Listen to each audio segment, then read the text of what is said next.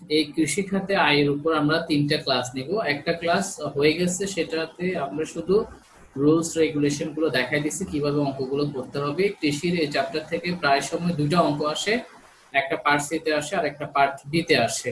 এই জন্য চ্যাপ্টারটা ইম্পর্টেন্ট, ঠিক আছে? আচ্ছা, আর আরেকটা বিষয়, গত ক্লাসে আমি শুধু রুলস গুলো বলে দিছি, কোনো অঙ্ক করা নেই। আজকে লেকচার 11 সেকেন্ড ক্লাস কৃষির অঙ্ক দেখাবো।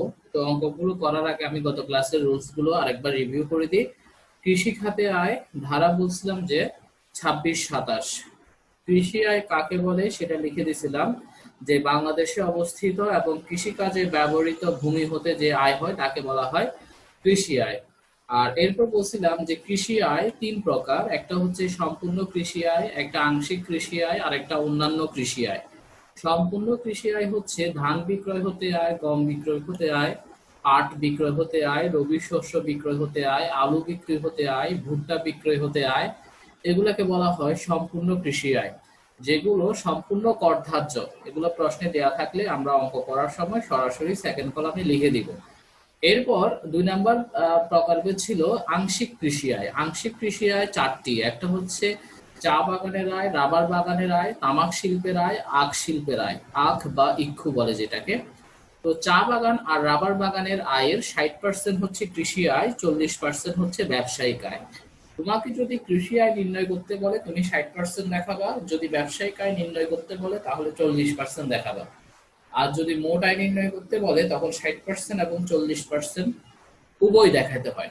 আচ্ছা, আর তামাক শিল্পের ক্ষেত্রে বলছিলাম তামাকের বাজার মূল্য হচ্ছে কৃষি আয়, আর তামাক থেকে উৎপাদন করা হয় সিগারেট। সিগারেটের বিক্রয় মূল্য ও তামাকের বাজার মূল্যের পার্থক্য হচ্ছে ব্যবসায়িক আয়। ঠিক একইভাবে আখ শিল্পের ক্ষেত্রে বলছিলাম আখের বাজার মূল্য হচ্ছে কৃষি আয়। আখ থেকে প্রস্তুত করা হয় চিনি, চিনির বিক্রয় মূল্য আর আখের বাজার মূল্যের পার্থক্য হচ্ছে ব্যবসায়িক আয়। এগুলো হচ্ছে আংশিক কৃষি আয়। পরীক্ষায় এটা প্রশ্ন আকারেও আসে যে আংশিক কৃষি আয় ও আংশিক ব্যবসায়িক আয় বলতে কি বুঝো, এটা পরীক্ষায় আসে। তো আসলে জাস্ট এই 4টা পয়েন্ট আনসার করলে হয়ে যায়। আংশিক কৃষি আয় কি, আংশিক কৃষি আয় ও আংশিক ব্যবসায়িক আয় বলতে এই 4টা পয়েন্টকেই বোঝায়। এরপর আরেকটা প্রকারভেদ বলছিলাম যে অন্যান্য কৃষি আয়। অন্যান্য কৃষি আয়ের মধ্যে আমি অনেকগুলো আয়ের কথা লিখছিলাম, যেখানে লিখছিলাম আম জাম কাঁঠাল বিক্রি হতে আয়, ফুলের নার্সারি হতে আয়, খেজুর গাছের রস বিক্রি হতে আয়, তাল গাছের রস বিক্রি হতে আয়, মধু বিক্রি হতে আয়, ডেইরি ফার্মের আয়, পোল্ট্রি ফার্মের আয়, কৃষি সংলগ্ন ভূমি, কৃষি সংলগ্ন দালান কোঠা হতে আয়। এরপরে লিখছিলাম যন্ত্রপাতি বিক্রয় জনিত আয়। তো এভাবে অনেকগুলো আয়ের কথা বলছি, সেখানে ম্যাক্সিমাম আমি অর্ধার্য ছিল। শুধুমাত্র ডেইরি ফার্মের ক্ষেত্রে বলছিলাম 10 লাখ টাকা আয় পর্যন্ত 3% কর দিতে হয়। আর পোল্ট্রি ফার্মের ক্ষেত্রে বলছিলাম 20 লাখ টাকা পর্যন্ত কোনো ট্যাক্স দিতে হয় না। আর যন্ত্রপাতি বিক্রয় জনিত লাভ বের করার একটা সূত্র লিখে দিছিলাম। সূত্রটা হচ্ছে বিক্রয় মূল্য বিয়োগ অবচিত মূল্য। আর যদি প্রশ্নে অবচিত মূল্য দেওয়া না থাকে তখন অবচিত মূল্য বের করার একটা সূত্র ছিল, ক্রয় মূল্য থেকে অবচয় বাদ দিলে সেটাকে বলা হয় অবচিত মূল্য। তো টোটাল কৃষি আয় এই 3 প্রকার ছিল। এই ইনকাম যেগুলো আমি লিখে দিছি মূলত প্রশ্নে ওগুলোই থাকবে, 90% এগুলোই থাকবে। হয়তো 2-1টা নতুন ইনকাম প্রশ্নে থাকতে পারে, সেটা আমি অঙ্ক করার সময় দেখাই দিব।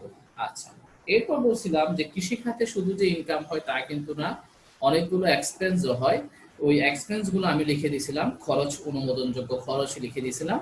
খরচগুলোর মধ্যে সর্বপ্রথম 1 নম্বরে লিখে দিয়েছিলাম যে উৎপাদন খরচ। উৎপাদন খরচের আন্ডারে আমি কিছু খরচ ক খ আকারে লিখে দিছি। ওখানে লিখছিলাম যে কোনগুলোকে উৎপাদন খরচ বলে, যেমন চাষাবাদ খরচ, মজুরি খরচ, পরিবহন খরচ, বাজারজাতকরণ খরচ, প্রক্রিয়াকরণ খরচ, মাড়াই খরচ, সেচ খরচ, বীজ ও সার খরচ। এগুলাকে বলা হয় উৎপাদন খরচ। এগুলো যদি প্রশ্নে যদি বলে উৎপাদন খরচ সঠিক, তাহলে ওগুলো যা আছে তাই আসবে। আর যদি কখনো প্রশ্নে যদি বলে উৎপাদন খরচ সঠিক নয়, কিংবা করদাতা উৎপাদন খরচের হিসাব সঠিকভাবে দেখাতে পারেনি, এই ধরনের কোনো কথা বললে তখন উৎপাদন খরচ ধরতে হয় ফসল বিক্রয়ের 60%, ওটাও লিখে দিছি।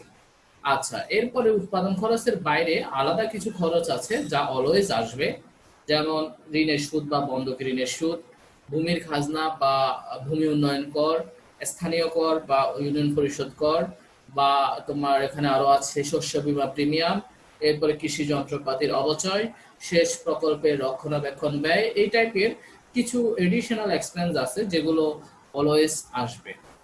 আচ্ছা, তাহলে যাই কয়টা খরচ প্রশ্নে দেওয়া থাকবে ওই খরচগুলো আমরা মোট আয় থেকে বাদ দিব, বাদ দিলে আমাদের আনসার চলে আসবে। এরপর একটা কথা বলছিলাম যে বাংলাদেশে 3টা জেলার কৃষি আয় সম্পূর্ণ অকরধার্য।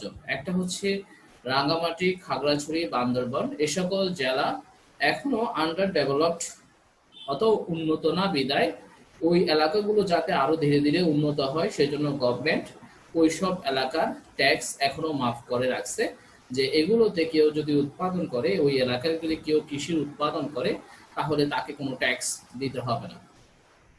আরেকটা কথা হয়তো লেখা হয় নাই, ওটা একটু লিখে নাও সবাই। সেটা হচ্ছে কোন করদাতার একমাত্র আয়ের উৎস যদি কৃষি হয়, এটা একটু লিখে রাখো। কোন করদাতার একমাত্র আয়ের উৎস যদি কৃষি হয়, কোন করদাতার একমাত্র আয়ের উৎস যদি কৃষি হয়, কোন করদাতার একমাত্র আয়ের উৎস যদি কৃষি হয়,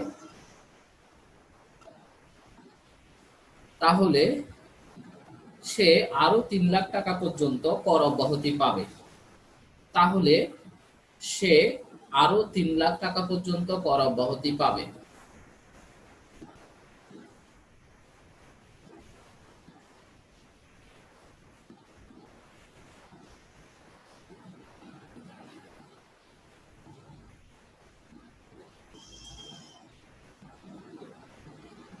আবার বলতেছি, কোন করদাতার একমাত্র আয়ের উৎস যদি কৃষি হয় তাহলে সে আরো 3 লাখ টাকা পর্যন্ত কর অব্যাহতি পাবে। লেখা হয়েছে? জি স্যার। বিষয়টা কি? বিষয়টা হচ্ছে আমরা যখন বেতনের চ্যাপ্টার করছিলাম তখন আমরা কর দায় শিখেছিলাম স্যার কি স্যার ওইটা একটু আরেকবার বলতে হবে স্যার।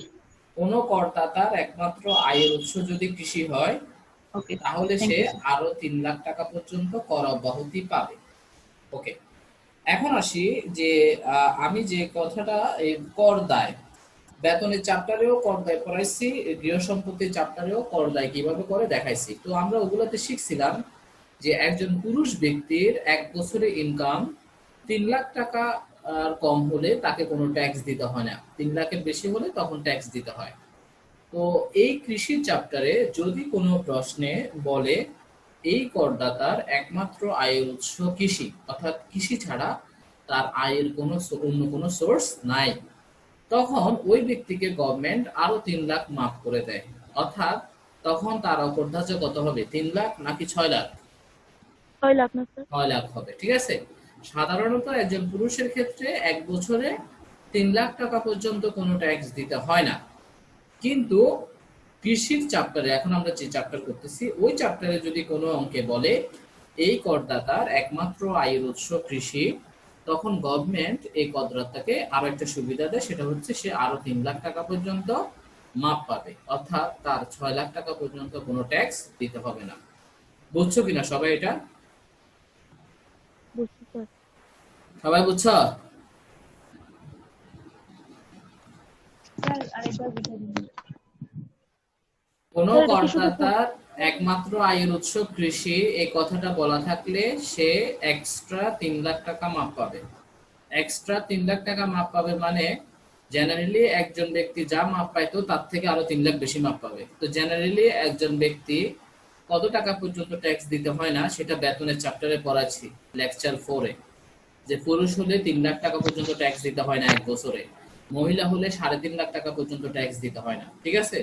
এখন মনে করো জি স্যার। এই কৃষি খাতে এই চ্যাপ্টারে তুমি কোনো পুরুষ করদাতার অঙ্ক করতেছো এবং ওই অঙ্কে বলা আছে তার একমাত্র আয়ের উৎস কৃষি, তাহলে সে 3 লাখের জায়গায় মাপ পাবে কত, 6 লাখ। মনে করো তুমি কোনো মহিলা করদাতার অঙ্ক করতেছো, জেনারেলি মহিলাদের ক্ষেত্রে 3 লাখ পর্যন্ত মাপ, কিন্তু যদি অঙ্কে বলে দেয় তার একমাত্র আয়ের উৎস কৃষি, তাহলে সে আরো 3 লাখ মাপ পাবে। জেনারেলি মহিলাদের ক্ষেত্রে মাপ হচ্ছে 3.5 লাখ। তাহলে হ্যাঁ, 3 যদি লাখ। অঙ্কে বলে যে তার একমাত্র আয়ের উৎস কৃষি, তখন সে আরো 3 লাখ মাপ পাবে, তখন কত হবে, 6.5 লাখ টাকা স্যার হবে। 6 লাখ। 6 লাখ। বুঝতে পারছো? জি স্যার। ওকে, তাহলে আর কোনো রুলস, আর কোনো কিছু বলছিলাম গত ক্লাসে?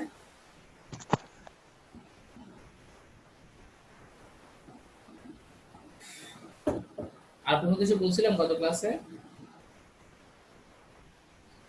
না স্যার, কিছু বলেন না। ওকে, তাহলে আমরা অঙ্কে চলে যাই। লেকচার শিট তো সবাই ডাউনলোড করে নিছো না? জি স্যার। ওকে, প্রিন্ট করে রাখবা, এগুলো প্রিন্ট করে থাকলে ভালো।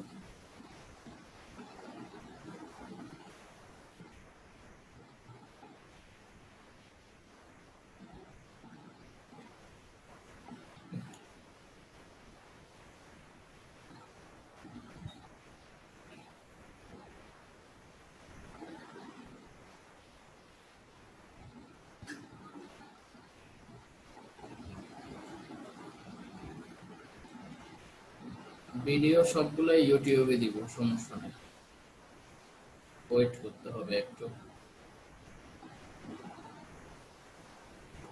এটা তো গৃহ সম্পত্তির লেকচার শিট।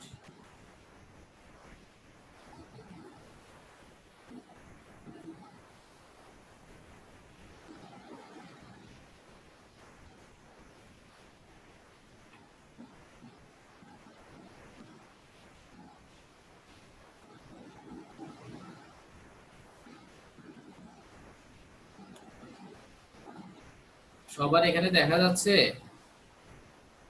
জি স্যার, দেখা যাচ্ছে। জি স্যার। ওকে,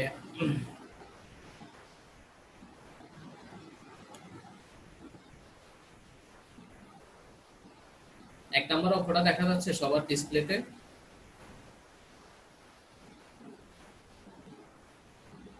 জি স্যার। হ্যাঁ, জি স্যার, দেখা যাচ্ছে। জি আচ্ছা, স্যার। তোমরা চাইলে তোমাদের ডিসপ্লে বড় ছোট করতে পারবা, ঠিক আছে? আমি এক নম্বর অঙ্কটা বুঝাই দিচ্ছি, দেখো। নিচের তথ্য হতে জনাব জহিরের মোট আয় নির্ণয় করো। মোট আয়, মোট আয় নির্ণয় করতে বললে চা বাগান, রাবার বাগান এগুলা কি সম্পূর্ণ চলে আসবে, ঠিক না? 60%ও আসবে, 40%ও আসবে, ঠিক কিনা? মোট আয় বললে জি স্যার। চা বাগান, রাবার বাগান এগুলো 60%ও আসে, 40%ও আসবে, তবে আলাদা আলাদা করে লিখতে হবে। আচ্ছা, আমরা প্রথম থেকে দেখি। এক নম্বরে বলছে ধান বিক্রয় 150 মন, প্রতি মন 600 টাকা করে। তাহলে 150 মনকে 600 টাকা দিয়ে গুণ করলে টোটাল ধান বিক্রি করে কত আসছে সেটা বের হয়ে যাবে। এখন বলো, ধান বিক্রি হতে আয়, এটা কি করধার্য নাকি অকরধার্য? ধান বিক্রি হতে আয়, এটি করধার্য না অকরধার্য? করধার্য, করধার্য। করধার্য হলে কোন কলামে বসবে, ফার্স্ট কলাম নাকি second column? Second column. Second. আবার ফার্স্ট কলাম কে বলতেছে? করধার্য হলে সেকেন্ড কলামে বসবে, করধার্য হলে কোন কলামে বসবে? সেকেন্ড কলামে। তাহলে আমরা লিখবো ধান বিক্রয় হতে আয় 150 কে 600 দিয়ে গুণ করে সেকেন্ড কলামে লিখে দিব।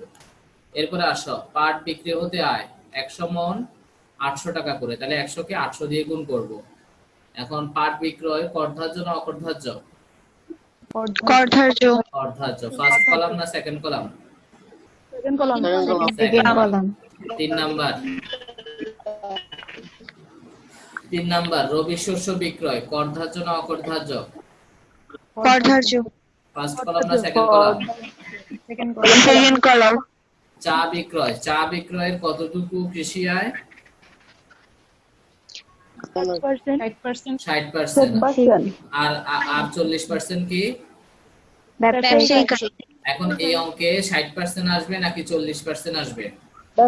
দুইটাই আসবে স্যার। দুটাই আসবে, দুটাই আসবে। কেননা মোট আয় নির্ণয় করতে বললে সবই আসবে, খেয়াল রাখবা। মোট আয় নির্ণয় করতে বললে সবই আসবে। মোট আয় মানে হচ্ছে যা আয় করছে সব, যা আয় করছে সবই আসবে। আচ্ছা, এবার আসো বর্গা হতে আয়। এটা আমি তোমাদেরকে লিখে দিছি নি, লিজ বা ইজারা বা বর্গা। জি স্যার। বলো, বর্গা হতে আয় করধার্য না অকরধার্য? করধার্য, সেকেন্ড কলামে বসবে। আর কৃষি জমি লিজ দিয়ে আয়, এটাও কি বর্গা লিজ মূলত একই জিনিস, ঠিক আছে? এটাও করধার্য, কোন কলামে বসবে? সেকেন্ড কলামে বসবে। আগে বলো এতটুকু বুঝছো কিনা? Yes, sir. আচ্ছা, এবার এবারে আসি খরচ নিয়ে কথা বলি। কৃষিখাতে খরচ সমূহ হলো বীজ ও, আচ্ছা কার এখানে সাউন্ড হচ্ছে এরকম? মিউট করে রাখো না, কথা না থাকলে মিউট করে দাও। আরফিন হাসান। আচ্ছা, বীজ ও সার খরচ 40,000 টাকা, চাষাবাদ খরচ 65,000 টাকা, পরিবহন খরচ 15,000 টাকা, প্রক্রিয়াকরণ খরচ 25,000 টাকা। ভূমি রাজস্ব মানে হচ্ছে ভূমির খাজনা। ভূমি রাজস্ব মানে হচ্ছে গিয়ে কি ভূমির খাজনা, এটাও একটা খরচ, খরচ হিসেবে আসবে। ইউনিয়ন পরিষদ কর খরচ হিসেবে আসবে। এরপরে শস্য বীমা প্রিমিয়াম খরচ হিসেবে আসবে। অনুমোদনযোগ্য অবচয় খরচ হিসেবে আসবে। ঋণের সুদ খরচ হিসেবে আসবে। তাহলে এই খরচগুলো আমরা ইনকাম থেকে বাদ দিব। এখন তোমাকে কি বলছে দেখো, জনাব জহিরের মোট আয় নির্ণয় করো। জনাব জহিরের মোট আয় নির্ণয় করো, তবে এখানে দুইটা কন্ডিশন দিছে, অঙ্কটা দুইবার করতে হবে। একবার বলছে কি, যদি উৎপাদন খরচ সঠিকভাবে না রাখে, আর খতে বলছে যদি উৎপাদন খরচ সঠিকভাবে রাখে। আমাকে বলো, যদি প্রথমে যে কথে যে লিখছে যদি উৎপাদন খরচ সঠিকভাবে না রাখে, তাহলে এই কথাটা লিখলে আমাদের অঙ্কে কি হবে বলো তো? কি প্রয়োগ করতে হবে? 60% স্যার। হ্যাঁ, যদি কৃষি আয় উৎপাদন 60% খরচ সঠিক না হয় তাহলে উৎপাদন খরচ কি ধরবো? ফসল বিক্রি 60%। গুড, ফসল বিক্রির 60%। এখন বলো এই অঙ্কে ফসল কোনটা কোনটা, কোনটা কোনটাকে ফসল বলা হবে? ধান, পাট, রবি। ধান, পাট, রবি শস্য। ভেরি গুড, কৃষি আয় স্যার, কৃষি আয়। Very good. সম্পূর্ণ কৃষি আয়ের উপাদানগুলো ধান, পাট, রবি শস্য। তাহলে ধান, পাট, রবি শস্য বিক্রি করে যে আয়টা হবে, ওই আয়ের 60% কি ধরতে হবে? উৎপাদন খরচ ধরতে হবে। কখন? যদি প্রশ্নে বলে উৎপাদন খরচ কি নয়, সঠিক নয়। এতটুকু বুঝছো কিনা সবাই? Yes, sir. Yes, sir. আচ্ছা, স্যার আবার বলেন একটু। এটা গত ক্লাসেও বলছি, আবার নতুন করে কি বলতাম, যদি উৎপাদন খরচ সঠিক নয় বলে তখন উৎপাদন খরচ ধরতে হয় ফসল বিক্রয়ের 60%। তো ফসল কোনগুলাকে বলে? ফসল বলে যে ওই যে কৃষি আয়ের যে শ্রেণী বিভাগ দেখাইছি, ওই শ্রেণী বিভাগের মধ্যে 1 নম্বরে যে শ্রেণী বিভাগটা ছিল সম্পূর্ণ কৃষি আয়ের উপাদান, ওগুলাকে বলা হয় ফসল। ধান, গম, পাট, ভুট্টা, রবি শস্য, এগুলোকে বলা হয় ফসল। কেমন? তো ওগুলার মধ্যে এই অঙ্কে আছে ধান, পাট, রবি শস্য। তাহলে ধান, পাট, রবি শস্য এই তিনটা ফসল বিক্রি করে যে আয়টা হবে, ওই আয়ের 60% উৎপাদন খরচ দেখাইতে হবে। বুঝছো কিনা? আচ্ছা, এখন দেখো আমাদের প্রশ্নে কি উৎপাদন খরচ দেওয়া নাই? আছে। কোনটা কোনটা উৎপাদন খরচ বলো তো প্রশ্নে? বীজ ও সার খরচ, এটা উৎপাদন খরচ কিনা? জি স্যার। চাষাবাদ খরচ উৎপাদন খরচ কিনা? এটা তো হ্যাঁ, বীজ, স্যার। সার, পরিবহন, পরিবহন, স্যার, এটা- উৎপাদন খরচ কিনা? এরপরে স্যার। প্রক্রিয়াকরণ খরচ জি, এটাও স্যার। উৎপাদন। আর আছে উৎপাদন খরচ? নাই স্যার, না। না। তাহলে এই যে 1 থেকে 4, এই 1 থেকে 4 পর্যন্ত এই খরচগুলো হচ্ছে উৎপাদন খরচ, ঠিক আছে? এই খরচগুলো বলছে যে কি নয়, সঠিক নয়। তাহলে এই 4টা খরচ আমরা আনবো না কতে, এগুলোর পরিবর্তে আমরা কি নিয়ে আসবো? 60% নিয়ে আসবো। বুঝতে পারছো? উৎপাদন খরচ যখন সঠিক না বলবে তখন প্রশ্নের উৎপাদন খরচগুলো অঙ্কে আর আসবে না। অঙ্কে তখন উৎপাদন খরচ ধরতে হয় ফসল বিক্রয়ের 60%। এতটুকু বুঝছো কিনা? কোনগুলা উৎপাদন খরচ সেগুলো আমি অনুমোদনযোগ্য খরচের ওখানে লিখে দিছি, উৎপাদন খরচের আন্ডারে লিখে দিছি না?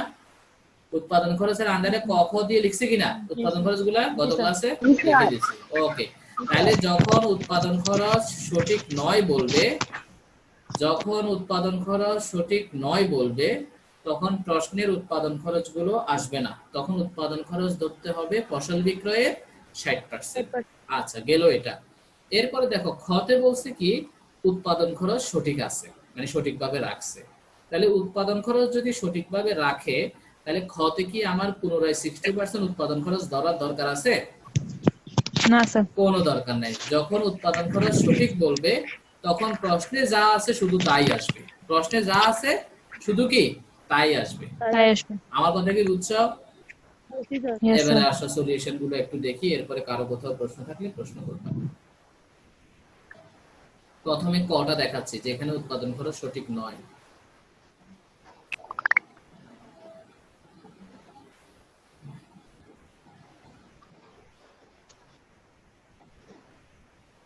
দেখো সবাই, এটা হচ্ছে উৎপাদন খরচ সঠিক নয়, মানে ফসল বিক্রয় 60% উৎপাদন খরচ ধরতে হবে।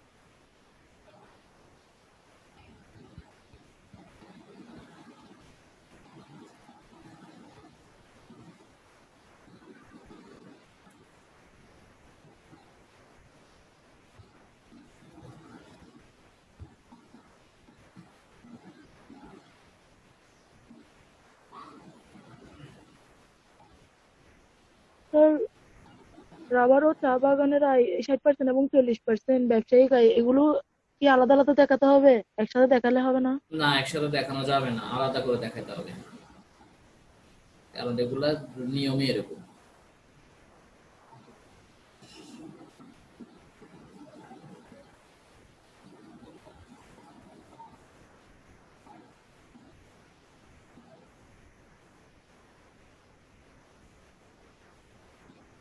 স্যার লাস্ট দিয়ে যে ব্যবসায় আর পেশাগত আয়, এটা এটা বুঝিনি। চা বাগানের 60% কৃষি আয়, 40% ব্যবসায়িক আয় বলছি না, লিখে দিছি না, হ্যাঁ, হ্যাঁ। ওটার হেডলাইন আর কি, ওটা হেডলাইন দিয়ে লিখতে হয়। এমনি স্যার ব্যবসায় আর পেশাগত আয়ের তো আলাদা চ্যাপ্টার আছে আলাদা না? একটা চ্যাপ্টার আছে, হ্যাঁ, পড়াবো, ওখান থেকে অঙ্ক আসে। সেটার ধারা আলাদা। হ্যাঁ অবশ্যই, সব চ্যাপ্টারে তো তারা আলাদা।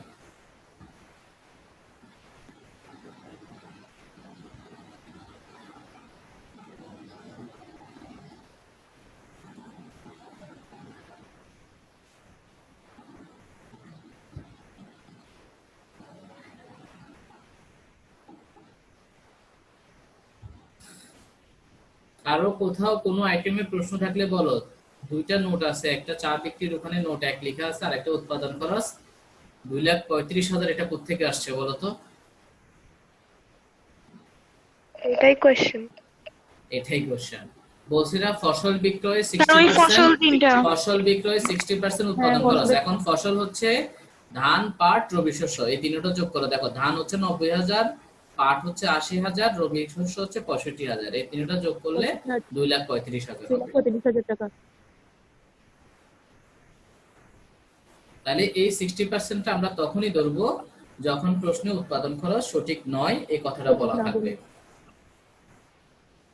যে সঠিক নয় বলছি বিদায় প্রশ্নে যে বীজ ও সার খরচ, পরিবহন খরচ, মজুরি খরচ যেগুলো দেওয়া ছিল এগুলো কিন্তু এখানে আসে নাই, কারণ ওদের পরিবর্তে 60% আসছে।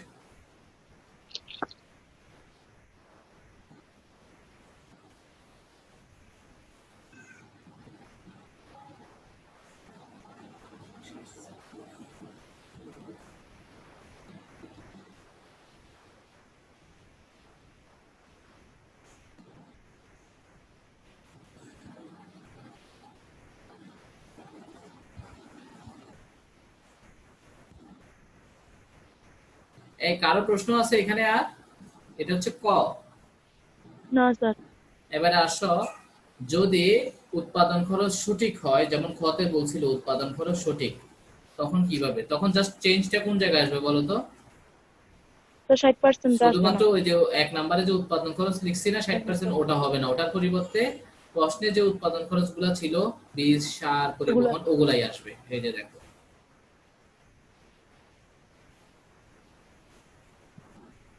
এই যে দেখো সবাই,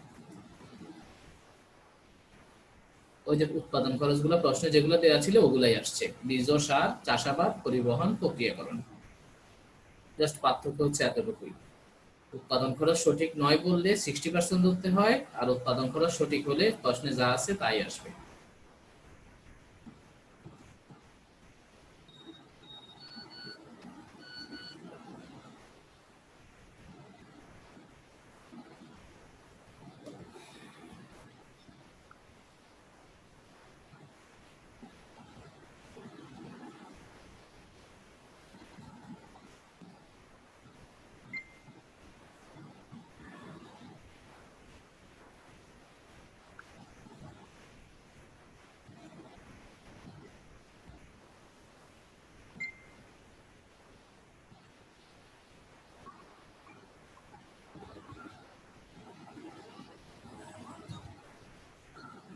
কারো প্রশ্ন আছে?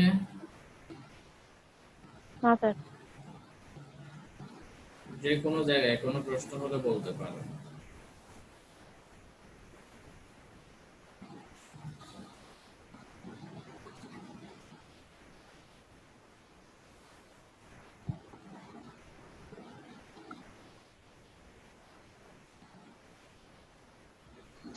স্যার বর্গা হতে আয়টা একটু বুঝিনি।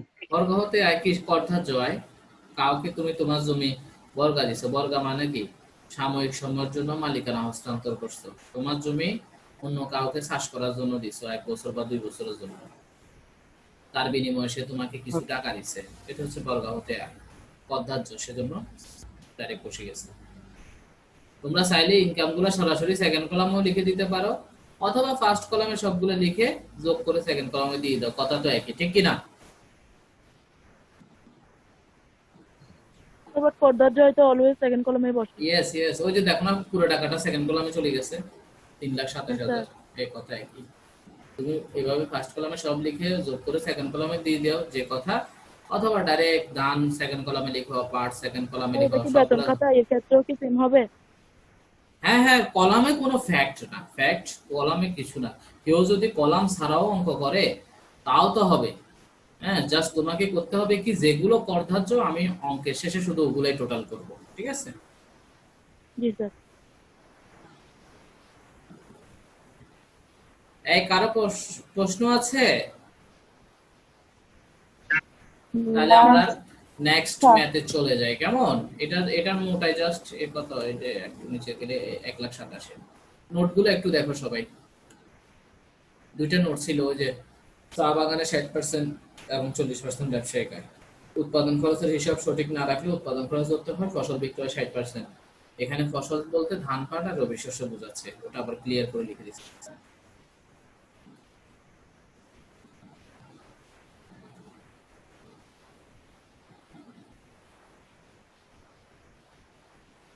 তাহলে 2 নাম্বার অঙ্কে চলে যায়, কেমন? কথা বলে না, যাবো? জি স্যার। হ্যাঁ স্যার। ওকে, জি স্যার। সবাই 2 নাম্বার অঙ্কটা করো।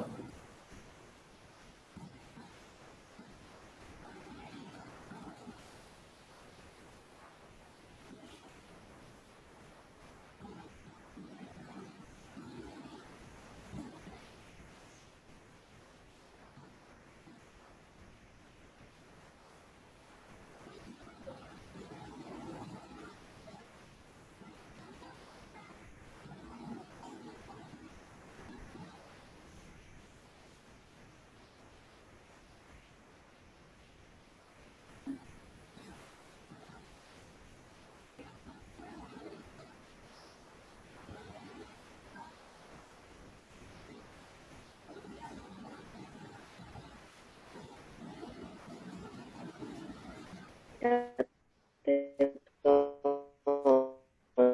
অনেক কাজ। এই যে, তোমার কথা কিছুই আসে নাই।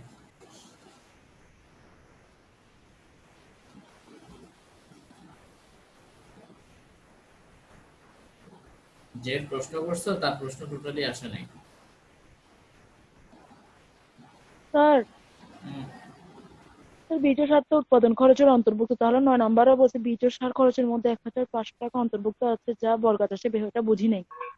আমি তো বুঝিয়ে দিব, আমি তো তোমাদেরকে জাস্ট এমনি করতে বলছি। দেখো আমি পুরো প্রশ্নটা বুঝিয়ে দিচ্ছি, খুবই ইম্পর্টেন্ট একটা অঙ্ক, ট্রিপল স্টার দিয়ে রাখবা। এই অঙ্কটা অসংখ্যবার আসছে পরীক্ষায়, তোমাদেরও আসতে পারে, হুবহু চলে আসে। এটা এটা পাবলিক ইউনিভার্সিটিতেও আসে ইংলিশে, চিটাগং ইউনিভার্সিটি বা অন্যান্য ইউনিভার্সিটিতে এটা ইংলিশে আসে, ঠিক আছে? এই অঙ্কটা খুবই ইম্পর্টেন্ট। দেখো কি লিখছে এখানে, জনাব রহমান একজন কৃষক, তার একমাত্র আয়ের উৎস কৃষি। এই যে প্রথম লাইনে বলছে কি একমাত্র আয়ের উৎস কৃষি।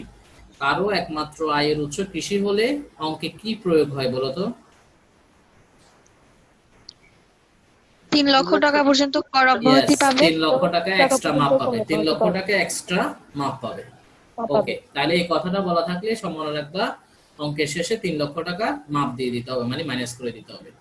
আচ্ছা, এরপর কি দিছে দেখো, তার আয় সমূহ হলো কি কি আয়, দেখো ধান বিক্রয় 150 কে 710 দিয়ে গুণ করব, পর্দাজ্য না অপর্দাজ্য? ধান বিক্রয় পদার্থ স্যার। পর্দাজ্য, আলু বিক্রয় পর্দাজ্য না অপর্দাজ্য? পদার্থ। পর্দাজ্য। বর্গা হতে আয় কর্দাজ্য, কৃষি জমি বীজ দিয়ে আয় কর্দাজ্য। পদার্থ। তাহলে সাইডটা যোগ করে আমরা সেকেন্ড কলামে লিখে দিতে পারি অথবা ডাইরেক্ট সেকেন্ড কলামেও লিখতে পারি, কথা একই।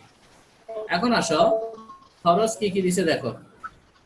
বীজ ও সার খরচ, মজুরি খরচ, কৃষি যন্ত্রপাতি রক্ষণাবেক্ষণ খরচ, ইউনিয়ন পরিষদ কর, শস্য বীমা প্রিমিয়াম, 20% হারে ট্রাক্টরের অবশ্যই 14,000 টাকা। অর্থাৎ 20% অবশ্যের পরিমাণ কত টাকা? 14,000। অনেকে আবার ভুল করে কি করবে, ওই 14,000 এর 20% লিখবে।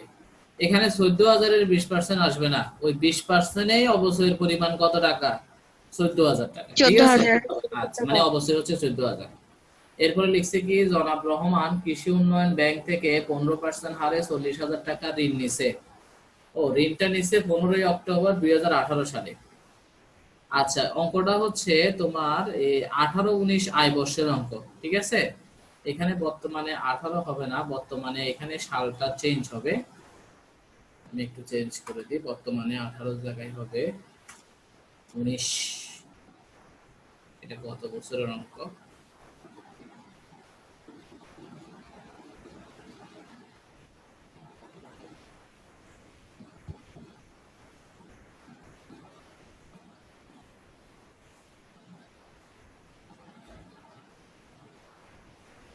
আচ্ছা, তাহলে দেখো আমাদের আয় বর্ষ হচ্ছে 19-20 বর্তমানে, কেমন? 19-20 মানে 2019-এর জুলাই থেকে 2020-এর জুন পর্যন্ত, ঠিক কিনা? 19-20 মানে কি? জুলাই থেকে জুন। আয় বর্ষ বা আর্থিক বর্ষগুলো শুরু হয় জুলাই থেকে জুন পর্যন্ত। এখন দেখো 15 অক্টোবর 2019 সালে সে লোনটা নিচ্ছে। আমরা জানি ঋণের সুদ একটা খরচ, 40,000-এর 15% ঋণের সুদ হিসেবে খরচ হিসেবে আমরা লিখবো।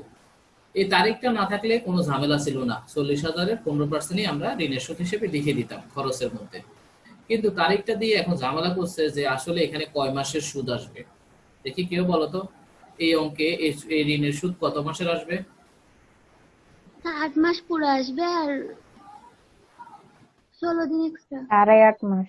8.5 মাস, ভেরি গুড। 8.5 মাস আসবে। 15 অক্টোবর মানে কি? অক্টোবর মাসের হাফ ধরবো আর কি, ঠিক আছে? তাহলে অক্টোবর মাসের হাফ ধরবো, আর ওদিকে নভেম্বর ডিসেম্বর 2 মাস, আর জানুয়ারি থেকে জুন 6 মাস। তাহলে টোটাল 8 মাস 15 দিন, দ্যাট মিনস 8.5 মাস। তাহলে এখানে সুদ আসবে কত মাসের? 8.5 মাসের। অনেকে আবার ভুলে এটা মনে করিও না বছর কি ডিসেম্বরে শেষ হচ্ছে কিনা। না, এখানে বছর ডিসেম্বরে শেষ হবে না, বছর শেষ হবে 2020 সালের জুন মাসে। বছর শেষ হবে কোথায়? 2020 সালের জুন মাসে। তাহলে তুমি 2019 সালের 15 অক্টোবর থেকে 2020-এর জুন পর্যন্ত হিসাব করো, 8.5 মাস হবে। কত মাস হবে? 8.5 মাস। তাহলে আমাদেরকে সুদটা এভাবে বের করতে হবে, 40,000-এর 15% গুণ দিব, এরপর সেটাকে 12 মাস দিয়ে ভাগ, 8.5 মাস দিয়ে গুণ, ঠিক আছে? মানে 12 মাসের মধ্যে 8.5 মাস আসবে। সবাই বুঝছো কিনা এতটুকু? আচ্ছা, বাকিটা সলিউশনে দেখবা। এরপরে বলছি কি দেখো 8 নম্বরে, 1984 সালের আয়কর অধ্যাদেশের 3 নম্বর অনুচ্ছেদ অনুসারে ট্রাক্টরের উপর অনুমোদনযোগ্য অবচয় 15%। এই আরেক ঝামেলা। এই কথাটা যদি না থাকতো তাহলে আমরা ওই যে 6 নম্বরে যে অবশ্যই 14,000 টাকা লিখছে, ওই 14,000-ই আমরা খরচের মধ্যে লিখতাম। আমরা জানি যে কৃষি যন্ত্রপাতির অবশ্যই একটা অনুমোদনযোগ্য খরচ, খরচের মধ্যে বসবে, 14,000 টাকায় বসাই দিতাম। কিন্তু 8 নম্বরে এসে একটা ঝামেলা করে দিছে, বলছে যে ট্রাক্টরের অনুমোদন আছে যে অবশ্যই কত পর্যন্ত দেখাতে পারবে? 15% পর্যন্ত। ট্রাক্টরের অবশ্যই অনুমোদন আছে কত পার্সেন্ট পর্যন্ত? 15% পর্যন্ত। কিন্তু 6 নম্বরে অবশ্যই এটা কি 15% আসছে নাকি 20% আসছে? 20% স্যার। তাহলে একটা ঝামেলা না? 20% দেওয়া আছে 14,000 টাকা, কিন্তু আবার শেষে বলছে যে অনুমোদন আছে সর্বোচ্চ কত পর্যন্ত? 15% পর্যন্ত। 15%। এখন আমরা কি অঙ্কে 15% আনবো নাকি 20% আনবো? 15%। সবসময় অনুমোদন যতটুকু ততটুকুই অঙ্কে আসবে, অনুমোদন যতটুকু অঙ্কে আসবে ততটুকুই। তাহলে এখন 15% কিভাবে কনভার্ট করব? খুবই সহজ। 20-এ যদি 14,000 হয় ইনটু 15-তে কত? ঐকিক নিয়মে 20-এ 14,000 হলে ইনটু 15-তে কত? আমি সলিউশনটা দেখাবো, তখন ক্লিয়ার হয়ে যাবে। এরপর আসো 9 নম্বরে কি লিখছে দেখো, বীজ ও সার খরচের মধ্যে 1500 টাকা অন্তর্ভুক্ত আছে যা বর্গা চাষে ব্যয় হয়। তাহলে দেখো উপরে বীজ ও সার খরচ আছে না 36,500 টাকা। এক নম্বরে দেখো বীজ ও সার খরচ কত লিখছে? 36,500। নিচে যদি 9 নম্বরে কথাটা বলা না থাকতো তাহলে আমরা খরচের মধ্যে 36,500 লিখতাম। কিন্তু 9 নম্বরে এই কথাটা বলে একটু ঝামেলা করছে কি, যে এই 36,500 টাকার মধ্যে 1,500 টাকা অন্তর্ভুক্ত আছে, এটা জনাব রহমানের খরচ না, এটা হচ্ছে বর্গা চাষের খরচ, যাকে বর্গা দিয়ে দিছে জমি ওর খরচ। তাহলে অন্যের খরচ আমার হিসেবে কখনোই দেখানো যাবে না, আরেকজনের খরচ আমার হিসেবে কখনোই কি দেখানো যাবে না। তাহলে এই 36,500 টাকা থেকে আমি কি করব, 1,500 টাকা বাদ দিয়ে দিব। মাইনাস করবো। তার মানে আসবে কত, 35,000 টাকা। তাহলে বীজ ও সার খরচ বাবদ অঙ্কে আসবে কত, 35,000 টাকা। আচ্ছা, এরপরে সবার শেষে বলছে কি, তিনি সঠিকভাবে হিসাবের বই রাখেন। সঠিকভাবে হিসাবের বই রাখেন মানে যা খরচ আছে অঙ্কে শুধু তাই আসবে, যা খরচ আছে অঙ্কে শুধু কি তাই আসবে। ঠিক আছে, কোনো এক্সট্রা 60% ধরার দরকার আছে? না স্যার। দরকার নেই। তাহলে আসো এখন সলিউশনটা দেখো, আমাদের এই সেশনটা কমপ্লিট হয়ে যাবে, পরের সেশনে জয়েন করবা।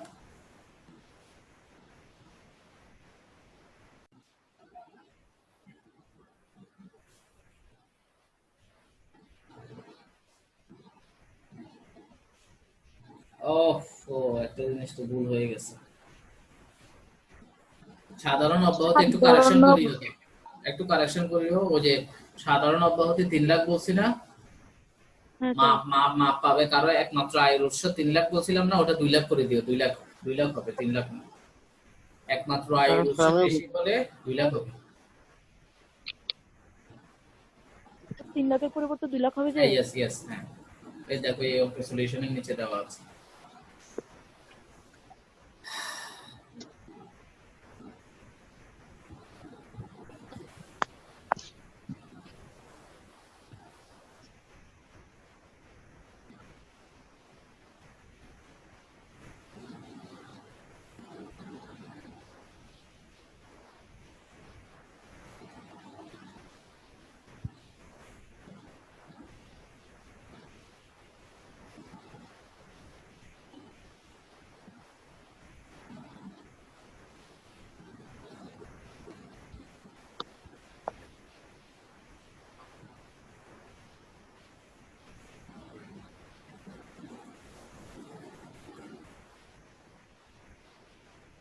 স্যার 1,500 বাদ দিছি, একটু বুঝে দেন তো। ওই যে 1,500 টাকা ছিল যে বর্গা চাষের খরচ, বীজ ও সার খরচের মধ্যে 1,500 টাকা অন্তর্ভুক্ত ছিল বর্গা চাষের।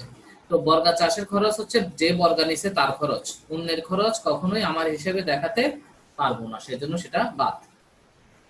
আচ্ছা স্যার, বুঝছি। স্যার বর্গা চাষের খরচ হলো, ওটা বর্গার সাথে অ্যাড হবে না? বর্গা চাষের খরচ মানে আরেকজন করদাতা, যাকে আমি জমিটা বর্গা দিছি, সে তো তার হিসাবে দেখাবে, তার হিসাব কি আমি এখানে আসবো নাকি? ওর হিসাব তো ওর ব্যাপার, আমরা তো শুধু তার কর অব্যবহিত তো 3,000 টাকা ছিল, তাই না? এখানে 2,000 টাকা বাদ দিলেন যে, কোথায় 2 লাখ টাকা বাদ দিলেন যে। এই 3 লাখ, সেটাই তো বলছি যে চেঞ্জ করার জন্য, ওটা ভুলে 3 লাখ বলছি, এটা হবে 2 লাখ। ঠিক আছে, কারো একমাত্র আয়ের উৎস কৃষি হলে 2 লাখ হবে। আর স্যার ট্রাক্টরের অবচয় ক্যালকুলেশনটা একটু ট্রাক্টরের আরেকবার বলেন। অবস্থা প্রশ্নে দেওয়া ছিল 20% 14,000 টাকা। কেমন, যদি কিছু না বলতো এই 14,000 টাকাটাই আমরা খরচের মধ্যে লিখতাম, কিন্তু শেষে দিয়ে একটা কথা লিখছে যে আয়কর আইন অনুযায়ী ট্রাক্টরের অবচয়ের অনুমোদন আছে 15% পর্যন্ত। সবসময় খেয়াল রাখবা, যতটুকু অনুমোদন আছে বলবে অঙ্কে শুধু ততটুকুই আসবে। ঠিক আছে, তাহলে আমাকে 15% দেখতে হবে। 20-এ যদি 14,000 টাকা হয় তাহলে 15-তে কত, তাহলে 15% হয় 10,500 টাকা। ঐকিক নিয়মে বের করতে হয়েছে। ঠিক আছে, যদি 15%-এর কথাটা না থাকতো তখন আমরা যে 14,000 লেখা আছে ওটাই লিখে দিতাম ডাইরেক্ট কলামের মধ্যে। তখন 20-এর হিসাব তো না, আসতো না? 20-এর কিছু হিসাব আছে, 20% এটা অ্যামাউন্টটা 14,000 টাকা। ঠিক আছে,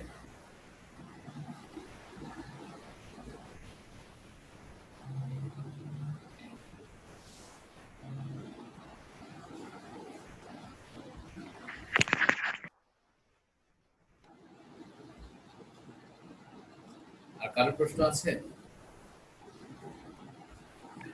স্যার ঋণের সুদ যদি ওই যে তারিখটা না দেওয়া থাকতো তাহলে কি আমরা সম্পূর্ণ বছরের সুদ করতাম? 40,000-এর 15% লিখে দিতাম, শুধু 40,000-এর 15%।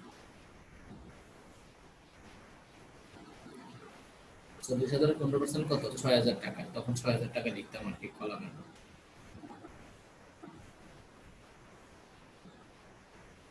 স্যার ট্র্যাক্টরের অবচয়টা বুঝি নাই। কি বুঝো নাই বলো? ট্রাক্টরের ট্র্যাক্টরের অবস্থা নিয়ে অপোজিট। প্রশ্নে কি বলছে? ট্রাক্টর কি? ওখানে ট্রাক্টর, হ্যাঁ। ওখানে স্যার কি বলছে? ওইখানে হচ্ছে 20% ধরে 14,000 টাকা আসছে, হ্যাঁ, হ্যাঁ। কিন্তু আবার এখানে আবার নিচে 14,000 টাকা আসছে, 20% আসছে। 20% 14,000 টাকা বলছে, ঠিক আছে। আবার হ্যাঁ অঙ্কের নিচে জি। গিয়ে বলছে যে অনুমোদন আছে 15% পর্যন্ত, এটা না বলছে? ও, অঙ্কের নিচে বলছে তো ট্রাক্টরের অনুমোদন আছে 15% পর্যন্ত। এই যে দেখো, এই যে 8 নম্বরে 1984 সালের আয়কর অধ্যাদেশের 3 নম্বর অনুচ্ছেদ অনুসারে ট্রাক্টরের উপর অনুমোদন আছে 15% পর্যন্ত, ঠিক আছে। তো তাহলে আমাকে দেখো, 20-এ যদি 14,000 টাকা হয়, এই 20-এ যদি 14,000 টাকা হয়, তাহলে 15-তে কত হবে? কেননা অঙ্কে 15%টাই আসবে, যেটা অনুমোদন আছে সেটাই আসবে। তাহলে কোনো একটা অ্যামাউন্ট যদি 20-এ 14,000 টাকা হলে সেটা 15-তে স্যার কত এই হবে? লাইনটা যদি না দেয় তবুও কি তখন 15% করে করতে হবে? না, না, এই লাইনটা না থাকলে তখন আমরা এই 14,000 টাকাটাই লিখতাম, তখন আমরা ধরে নিতাম যে 20% পর্যন্তই অনুমোদন ছিল, ঠিক আছে। শুধু 14,000 টাকাটাই লিখে দিতাম। বুঝতে পারছো? জি স্যার। আচ্ছা, বুঝছি। আরো প্রশ্ন আছে? আর একটু নোটগুলো না দেখো, স্যার। নোটগুলো দেখো, 4টা নোট আছে, নোট করো। আসসালামু আলাইকুম।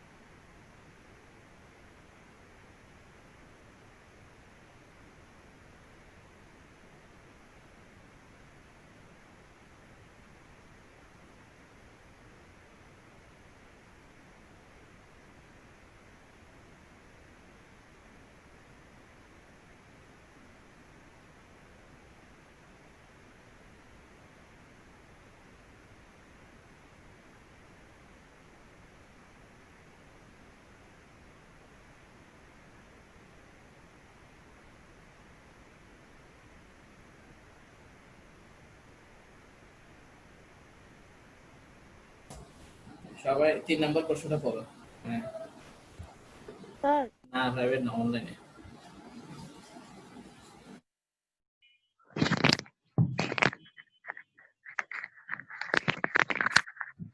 স্যার আর একটু উপরেরটা একটু দেখান তো, নোটের বিষয়টা।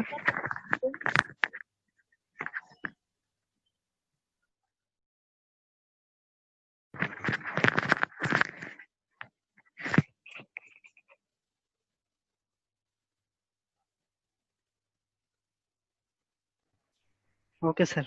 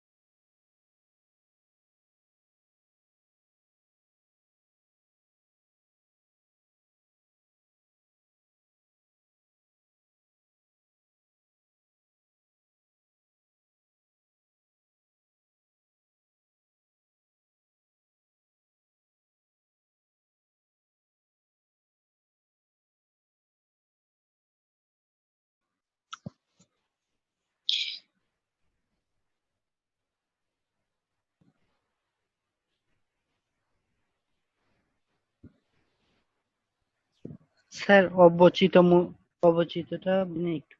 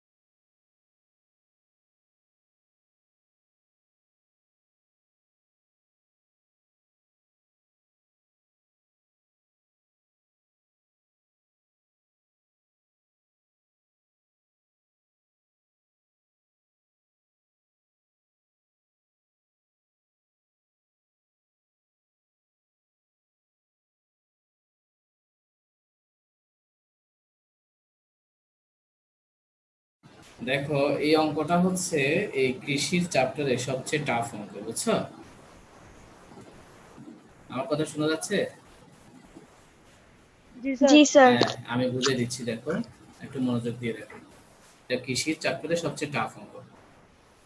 2019 সালের 30 জুন তারিখে জনাব হোসেনের কৃষি আয়সমূহ: পাট বিক্রয় করধার্য, ধান বিক্রয় করধার্য, কৃষি জমি বর্গা করধার্য, ফেরিঘাট হতে আয়।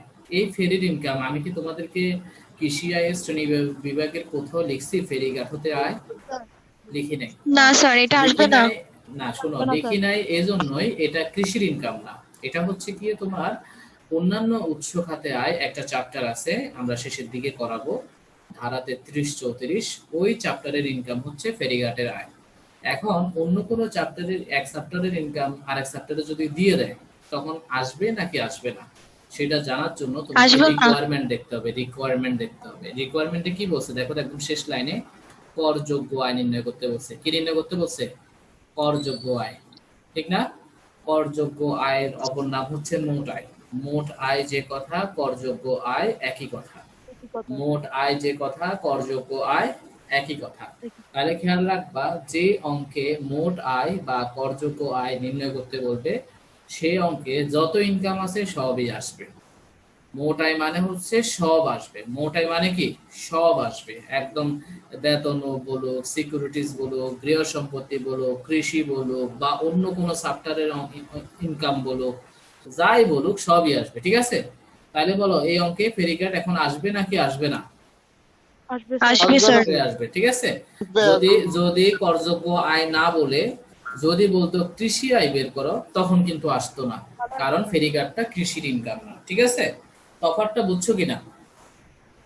জি স্যার। তাহলে এখন আসবে, আসার সময় আমরা একটু হেডলাইন দিয়ে লিখে দিব এটা কোন চ্যাপ্টারের ইনকাম, সেটার হেডলাইন দিয়ে দিব যে অন্যান্য উৎস খাতে আয়। আচ্ছা, দেখাবো সলিউশনে। এরপরে দেখো চা বাগানের আয়। চা বাগানের আমরা 60% কৃষিতে লিখবো আর 40% ব্যবসাতে লিখবো। এরপর মধু বিক্রয় হতে আয় করধার্য নাকি অকরধার্য? করধার্য, ওকে। এরপর আসো খরচ কি কি দেখো। ভূমির আদর্শ মানে হচ্ছে ভূমির খাজনা, খরচ হিসেবে আসবে। ইউনিয়ন পরিষদ কর, এটাও খরচ। শস্য বীমা খরচ, অনুমোদনযোগ্য অবচয় খরচ, বন্ধকি ঋণের সুদ খরচ, সেচ প্রকল্পের রক্ষণাবেক্ষণ ব্যয় খরচ। এরপর বলছে কি দেখো, জনাব হোসেন, এই যে ঝামেলা শুরু হচ্ছে। জনাব হোসেনের একটি ওজন মাপার যন্ত্র ছিল যার ক্রয় মূল্য ছিল 18,000 টাকা। এটি অপ্রচলিত হয়ে যাওয়ায় 9,500 টাকায় বিক্রি করে দেন। বিক্রয়ের সময় যন্ত্রটির অবচিত মূল্য ছিল 13,000 টাকা। এই যে 7 নম্বরে 3টা সেন্টেন্সের কথা বলছে, এই 3টা সেন্টেন্স থেকে মূলত আমাদেরকে কি বের করতে হবে? মনে রাখবা, এই ধরনের 3টা সেন্টেন্স দেয়া থাকলে তোমাকে বের করতে হবে আসলে যন্ত্রটা বিক্রি করে কি তার লাভ হয়েছে নাকি লস হয়েছে।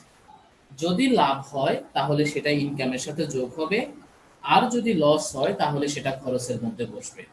আমি এটা তোমাদের নিয়মের মধ্যে লিখে দিয়েছিলাম যে যন্ত্রপাতি বিক্রি করে যদি লাভ হয় তাহলে আয়ের সাথে যোগ, আর যন্ত্রপাতি বিক্রি করে যদি লস হয় তাহলে খরচের মধ্যে বসাবো, মানে বিয়োগ হবে, ঠিক আছে? এখন আসো, যন্ত্রপাতি বিক্রি করে লাভ হয় নাকি লস হয় সেটা বের করার একটা সূত্র দিছি আমি। আমাকে একটু সূত্রটা বলো কেউ। বিক্রয় মূল্য মাইনাস অবচিত মূল্য। বিক্রয় মূল্য মাইনাস অবচিত মূল্য। অবচিত মূল্য। ওকে, তাহলে এখানে বলো বিক্রয় মূল্য কত দেওয়া আছে? এই 7 নম্বরে যন্ত্রটার বিক্রয় মূল্য কত? 9,500। 9,500 টাকা। আর অবচিত মূল্য কত? 13,000। 13,000। ক্ষতি হয়েছে স্যার। তাহলে 9,500 থেকে 13,000 বিয়োগ করলে কি পজিটিভ আসবে নাকি নেগেটিভ আসবে? নেগেটিভ নেগেটিভ আসলে লাভ নাকি লস? লস। লস হলে কি যোগ হবে নাকি বিয়োগ হবে? বিয়োগ হবে। বিয়োগ হবে, খরচ বুঝছো কিনা সবাই? 7 নাম্বারটা বুঝছো কিনা সবাই? ওকে, তাহলে এই যে 7 নম্বরে একটা ক্রয় মূল্য দিছে না 18,000 টাকা, এটার তো কোনো কাজ করি নাই, এটা কি হবে বলতো?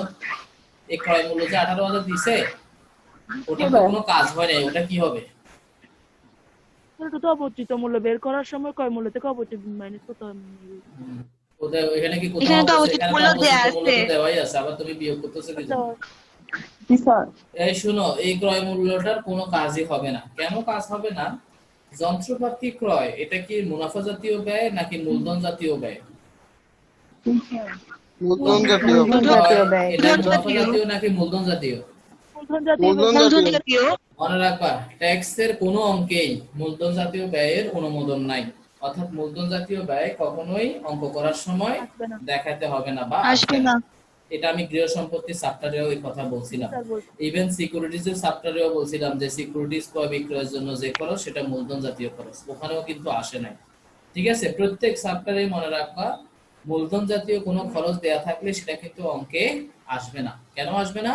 কারণ মূলধন জাতীয় খরচের কোনো অনুমোদন নাই। তাহলে এই 18,000 টাকার আসলে কোনো কাজ হবে না। বুঝতে পারছো? বুঝছি স্যার। আচ্ছা, তাহলে আমরা 7 নম্বরে আমাদের লাভ হয়েছে নাকি লস হয়েছে? লস হয়েছে। Loss হয়েছে। 3,500 টাকা লস হয়েছে। কেমন? 3,500 টাকা লস হয়েছে। Loss হয়েছে। এবার আসো 8 নাম্বার। এছাড়াও তিনি একটি ট্রাক্টর বিক্রি করেন 42,000 টাকায়, যেটির ক্রয় মূল্য 40,000 ছিল আর অবশ্যই 3,000 ছিল। আসো এখানেও আমাদেরকে লাভ বের করতে হবে। ঠিক আছে? আচ্ছা, আসো আমরা এখানে লাভ বের করব। তাহলে লাভ বের করার সূত্র কি? বিক্রয় মূল্য বিয়োগ অবচিত মূল্য। অবচিত মূল্য। এখন বিক্রি করছে কত দিয়ে? 42,000। কেমন? আর অবচিত মূল্য কি দেওয়া আছে? না স্যার, দেওয়া নাই। তাহলে কি করতে হবে? 35,000 টাকা। ইয়েস, অবচিত মূল্য দেওয়া না থাকলে অবচিত মূল্য বের করার একটা সূত্র আছে। অবচিত মূল্য বের করার সূত্র আছে। অবচিত মূল্য বের করার সূত্র কি? ক্রয় মূল্য বিয়োগ ক্রয় মূল্য অবচয়। অবচয়। তাহলে 40,000 থেকে 3,000 বাদ দিলে 37,000। 37,000 টাকাটা হচ্ছে অবচিত মূল্য। কেমন? তাহলে 42,000 টাকা থেকে 37,000 বাদ দিলে লাভ কত হবে? 5,000। বুঝছো কিনা সবাই? বুঝছি স্যার। হ্যাঁ স্যার। তাহলে 7 নম্বরে কিন্তু অবচিত মূল্য ডাইরেক্ট দেয়া ছিল, কিন্তু 8 নম্বরে অবচিত মূল্য ডাইরেক্ট না দিয়ে ওই ক্রয় মূল্য আর অবশ্যই দিছে।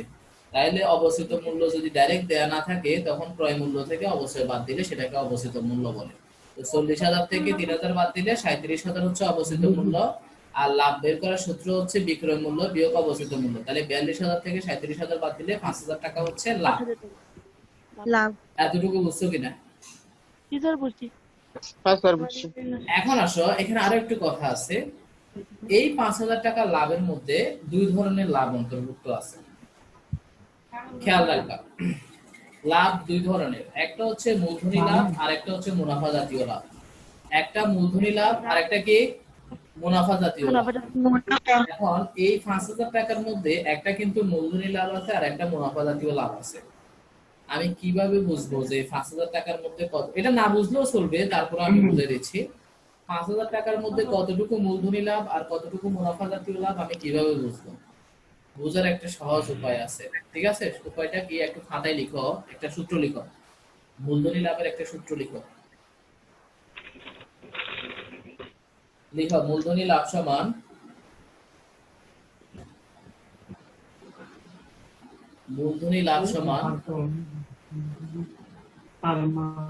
বিক্রয় মূল্য বিয়োগ ক্রয় মূল্য। মূলধনী লাভ সমান বিক্রয় মূল্য বিয়োগ ক্রয় মূল্য।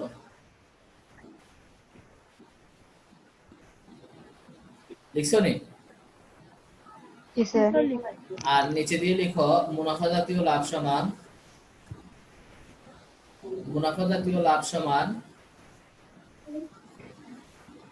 ঠিক আছে। মুনাফা জাতীয় লাভ সমান মোট লাভ বিয়োগ মূলধনী লাভ। মোট লাভ বিয়োগ মূলধনী লাভ।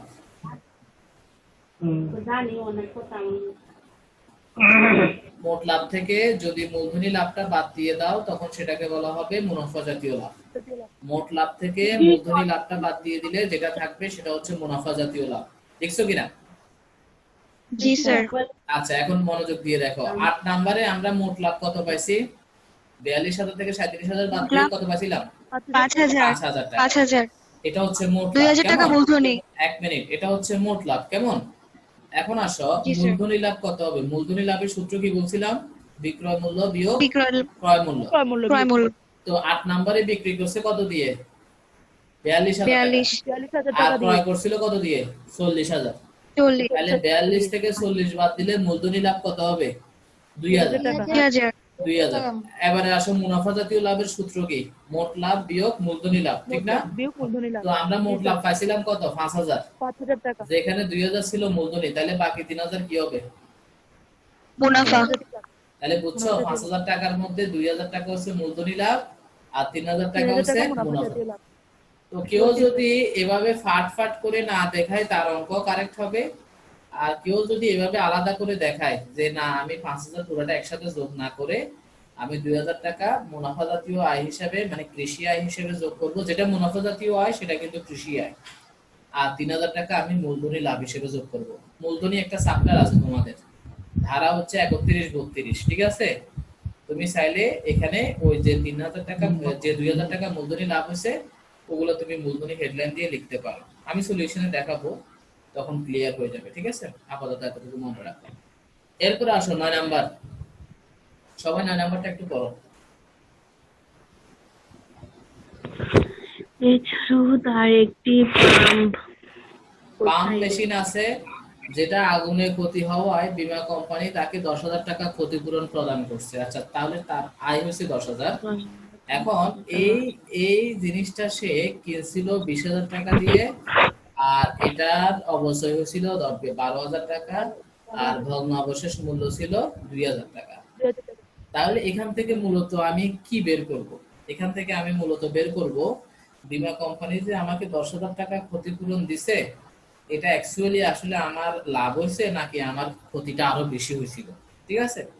আমার আগুনে ক্ষতি হওয়ার পরিমাণটা কি এই 10,000 টাকার থেকে বেশি ছিল নাকি এই 10,000 টাকার চেয়ে কম ছিল? যদি ক্ষতিটা এই 10,000 টাকার চেয়ে কম হয় তাহলে বাকি টাকাটা আমার ইনকাম, আর যদি ক্ষতিটা এই 10,000-এর চেয়ে বেশি হয় তাহলে আমার উল্টো এক্সট্রা কি হবে, আরো লস হবে। তো লস হলে আমরা বিয়োগ করব, আর যদি লাভ হয় তাহলে আমরা কি করব, যোগ করব।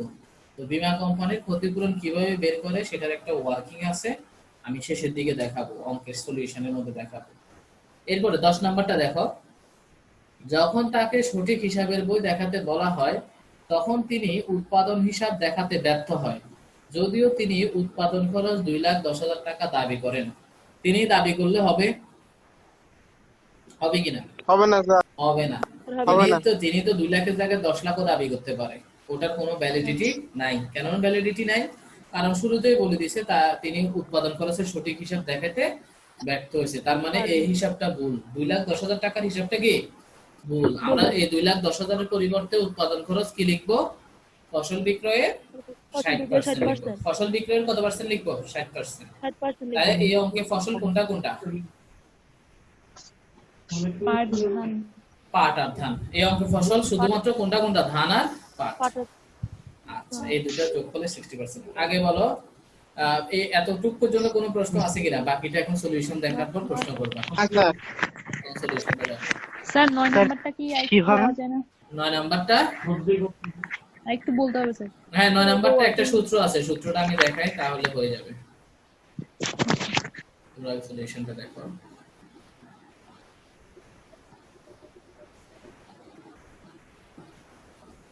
আগে এতটুকু দেখো তারপর নিচে দেখাবো, এক পৃষ্ঠায় আসতেছে না।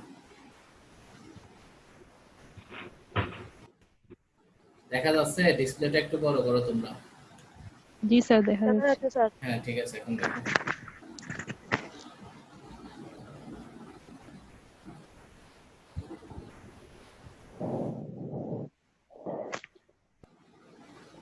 অনেকগুলো নোট আছে, নোটগুলো দেখলে আরো ক্লিয়ার হয়ে যাবে।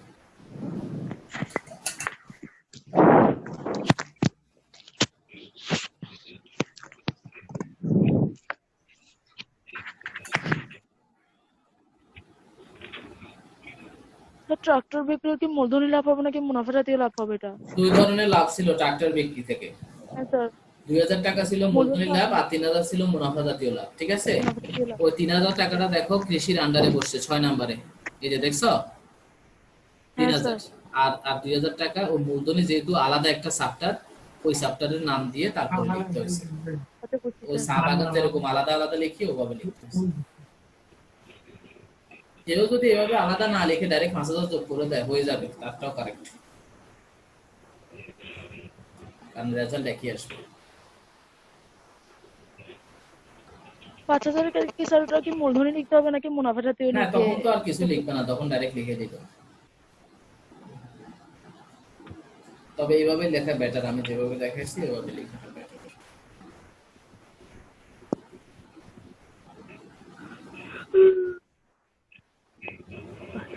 এটা হচ্ছে এই চ্যাপ্টারের সবচেয়ে টাফ অঙ্ক, কখনোই আসে নাই, আসার সম্ভাবনা খুবই কম, তারপরও যদি কখনো চলে আসে এজন্য শিখে রাখা ভালো।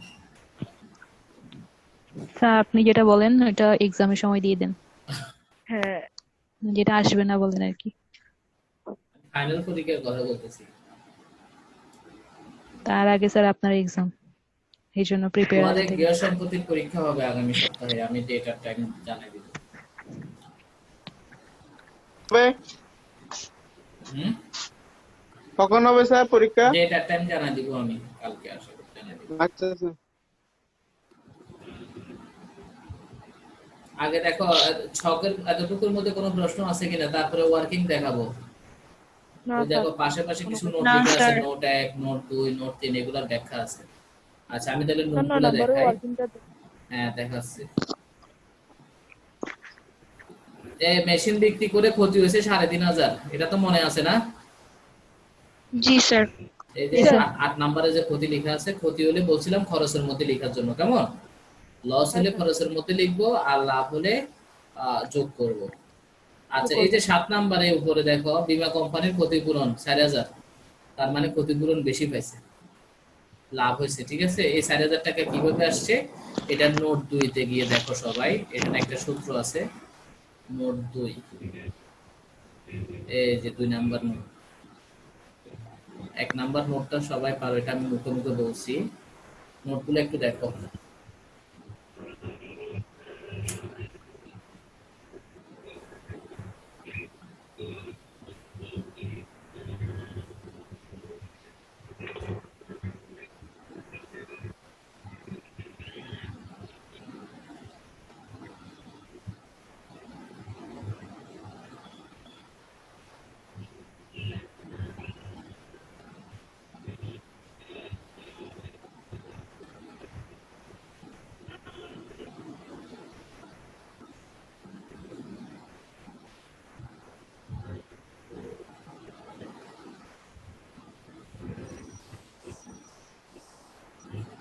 বীমা কোম্পানির ক্ষতিপূরণ হচ্ছে জাস্ট ক্ষতিপূরণ যা পাইছে সেখান থেকে অবশিষ্ট মূল্য আর ভগ্নাবশেষ মূল্য বাদ দিয়ে দিব।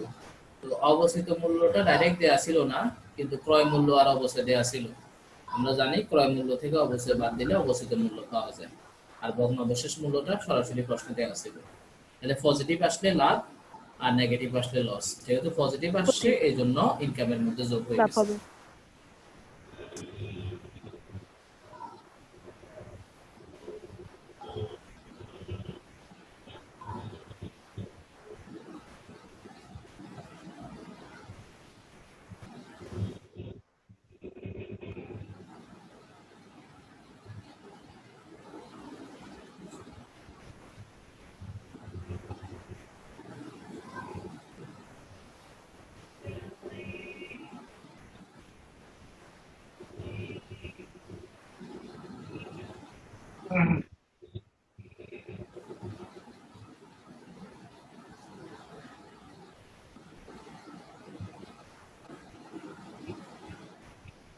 দেখা হয়েছে সবার? জি স্যার। কারো কোনো জায়গায় প্রশ্ন থাকলে করো। স্যার এখান থেকে বাধ্যতামূলকভাবে কোন নোটগুলো দিতে হবে? এই যে Compulsory। তুমি 1, 2, 3 এই তিনটাই তো ক্যালকুলেশন করে দেখাতে হবে, 4, 5 না দিলেও থিওরিটিক্যাল চলবে। গুলো তো না দিলেও চলবে না? হ্যাঁ উৎপাদন খরচ দিতে না না, ওগুলো স্যার না উৎপাদন দিলেও খরচ চলবে, ওগুলো না দিলেও চলবে, কিন্তু ক্যালকুলেশন গুলো তো তোমাকে বের করতে হবে।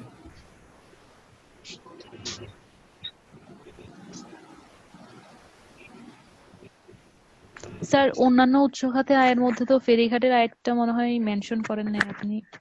মেনশন করছি, এই যে দেখো উপরে সলিউশন, এই যে দেখছো অন্যান্য উৎস খাতে আয় হেডলাইন দিয়ে তারপরে ফেরিঘাটের আয় লেখা হয়েছে। না স্যার আপনি আমাদেরকে লিখাইছিলেন যে তখন। আমি তো এখনো অন্যান্য উৎস লিখে খাতে আয় দিচ্ছেন। সাবটাকে শুরু করি নাই, এই সাবটাকে তো এখনো শুরুই করি নাই। ও সরি স্যার সরি। কোচিং এ করাইছিলেন স্যার? ও কোচিং এ করাইছি, এখন তো করাইছি। অনলাইন ক্লাসে শুরু করি নাই, ঠিক আছে। ওনার নোটটা কথা এই ধরনের তো কোচিং এর মধ্যে। করাইছি মনে হয় কোচিং এ। হ্যাঁ স্যার করাইছেন। শেষ করে দিয়েছিলেন। অন্যান্য উৎস ছোট চ্যাপ্টার, ওখান থেকে 60 মার্কসের একটা অঙ্ক আসে, একটা দুটো ক্লাসে হয়ে যায়। এই কারো প্রশ্ন আছে আর? না স্যার। ওকে ইনশাআল্লাহ আজকে স্যার আমার এতটুকুই। একটা হ্যাঁ কি? স্যার বেতন খাতায় দেখতে স্যার প্রশ্ন আছে স্যার। হ্যাঁ বলো, আজকে এতটুকুই থাক, ইনশাআল্লাহ আগামী ক্লাসে দেখা হবে। কৃষি, তোমার বেতনের প্রশ্নটা বলো।